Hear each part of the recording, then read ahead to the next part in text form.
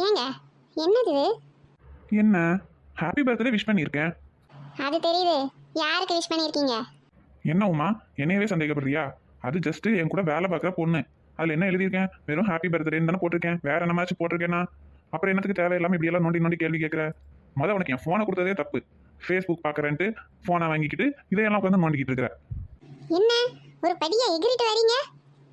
நான் கூட ஏதோ அத்தை பொண்ணு மாமா பொண்ணு இல்லை ஏதோ ஒரு சொந்தக்கார பொண்ணா இருக்கும் அப்படின்னு நினச்சி மன்னிச்சு விட்டுறலாம்னு நினச்சேன். ஆனால் நீங்கள் என்ன சொன்னீங்க? கூட வேலை பார்க்குற பொண்ணு.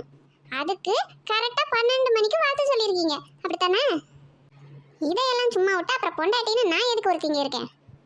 என்ன உமா, என்னை பற்றி புரிஞ்சுக்கிட்டது நீ அவ்வளோதானா? ஒரு ஹாப்பி பர்த்டே சொன்னதுக்கு நீ இவ்வளோ சீன் போடுவேன்னு நான் கொஞ்சம் கூட நினச்சி பார்க்கல. அப்படி என் ஃபோனில் ஏதாவது தப்பாக இருந்தா முதல்ல என் ஃபோனை வாங்கிட்டு கொடுப்பேனா நான்? அதான் உங்கள் ஃபேஸ்புக் அக்கௌண்ட்டை திறந்து பார்த்தாலே தெரியுது. அந்த ஒரு பொண்ணுக்கு மட்டுமா நீங்கள் ஹாப்பி பர்த்டே சொல்லியிருக்கீங்க? எத்தனை பேருக்கு சொல்லியிருக்கீங்க? நான் தான் பார்த்தேனே. நீ பாருமா, தேவையில்லாமல் இப்படி பேசுகிற வேலை வச்சுக்காத. எல்லாம் என் ஃப்ரெண்ட்ஸு கூட வேலை பார்க்குறவங்க, அவங்களுக்கு தான். அதுவும் என்ன ஹாப்பி பர்த்டே தானே போட்டிருக்கேன். அதுக்கு என்னமோ கொலை குத்தம் பண்ண மாதிரி இப்படி இந்த குதி குதிக்கிற? என்னது சந்தேகப்படுறேனா? உங்களுக்கு இன்னும் அந்த நினைப்பு வேற இருக்கா? உங்களை எல்லாம் என்ன தவிர வேற எவ்வளவு சமாளிக்க முடியாது. இதில் உங்களை சந்தேகப்படுறாங்க. ஏன் கோவம் அது இல்லை. போன வாரம் என் பிறந்த நாளுக்கு என்ன பண்ணீங்க? என் பிறந்த நாளையே மறந்துட்டீங்க. மறந்து கடைசி சமாதானப்படுத்துறேன்னு கூட 2 புடவை வேற எடுத்து கொடுத்தீங்க. ஞாபகம் இருக்கா? இப்போ அதுக்கு என்ன உமா? அதான் சமாதானமாகி எக்ஸ்ட்ரா 2 புடவை வேற எடுத்து கொடுத்தேன்ல.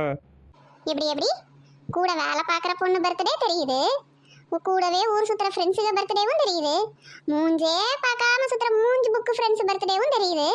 ஆனால் கூடவே வாழ்கிற பொண்டாட்டி பர்த்டே மட்டும் உங்களுக்கு தெரியாது. மற்றவங்களுக்கெல்லாம் 12 மணிக்கு விஷ் பண்ண தருது. எனக்கு பர்த்டே மறந்து போச்சு, அப்படித்தானே?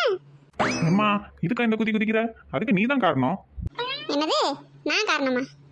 ஆமாம், நீ தான் ஏதோ ஃபேஸ்புக் அக்கௌண்ட் எல்லாம் ஓப்பன் பண்ணா ஏதோ உன் சொத்தையே திருடிட்டு போயிடுவாங்கன்ற மாதிரி. எனக்கு அதெல்லாம் தேவையே இல்லைன்னு எந்த அக்கௌண்ட்டும் வச்சுக்கல. அப்புறம் அப்படி தான் இருக்கும்.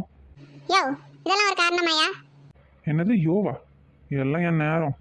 இங்கே பாருமா, ஃபேஸ்புக்கில் என்னன்னைக்கு யார் யாருக்கு பர்த்டேன்னு சொல்லி டெய்லி மெசேஜ் வந்துடும். இன்னைக்கு இவனுக்கு பர்த்டே, இன்னைக்கு அவனுக்கு பர்த்டேன்னு எல்லாரோட பர்த்டேவும் வந்துடும்.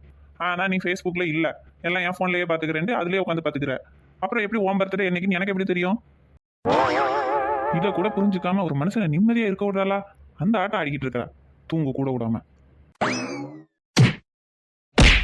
உனக்கு சோறாக்கி போட்டு துணிமணி துவைச்சு போட்டு வீட்டையும் பார்த்துக்கிட்டு கூடவே இருக்கிற பொண்டாட்டி பர்த்டேவை ஞாபகப்படுத்துறதுக்கு பரதேசத்துல இருந்து ஒருத்தவனுக்கு மெசேஜ் அனுப்பணும். இல்லைன்னா உனக்கு ஞாபகம் இருக்காது இல்ல? உனக்கு கல்யாணம் ஒரு கேடு.